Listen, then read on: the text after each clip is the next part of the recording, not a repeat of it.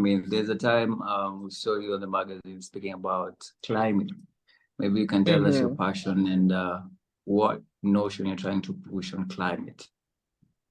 Oh, before we go to climate, so from an entrepreneur perspective, you might be thinking, how does money laundering concern me? So some of the ventures that entrepreneurs take require funding, and you find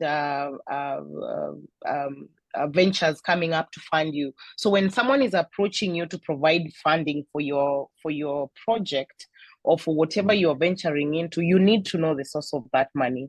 So it's one way entrepreneurs can look at it, so that you don't end up having a very bright idea, but you end up receiving funding from the wrong sources, and then you're implicated in the process.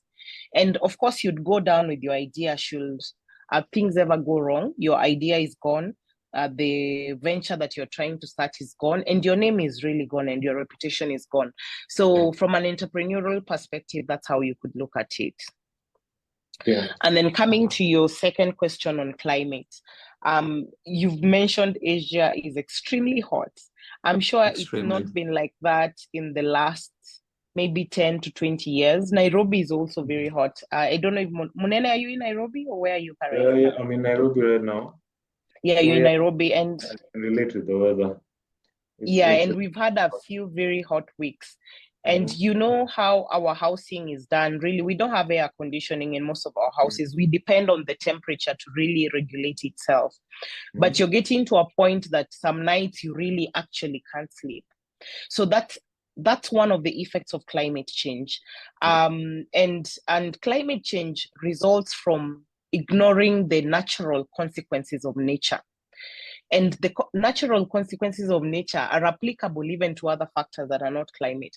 So when you think about it, the human activities over time, since the industrialization age, have been releasing gases into the atmosphere. And what happens when those gases are released into the atmosphere is that they create a greenhouse effect. If you've walked into a greenhouse where someone is farming tomatoes or something, you'd notice it's very warm. So what these gases we do when we drive around, and your gas, anytime you drive around, these companies that are in manufacturing, that are using heavy fuels, and any sort of activity really releases these gases into the atmosphere. So over time, they become so much such that they sort of form a carpet a carpet in the air that is near the ground.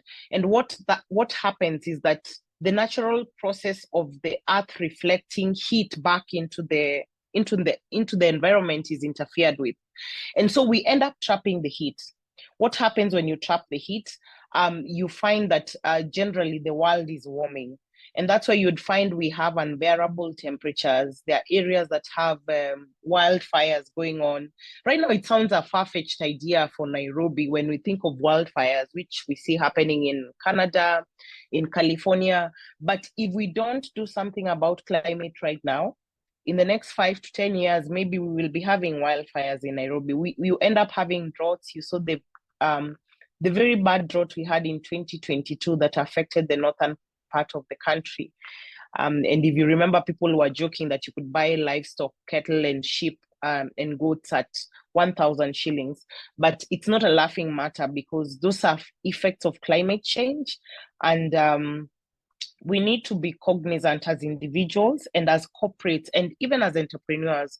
How are the activities you're doing impacting the environment? And what can you do now to ensure that even as you get into these activities, maybe you're yet to begin your journey. So can you think about inculcating climate issues into the design of your business, such that when your business kicks off, it's actually protecting the environment and not harming it?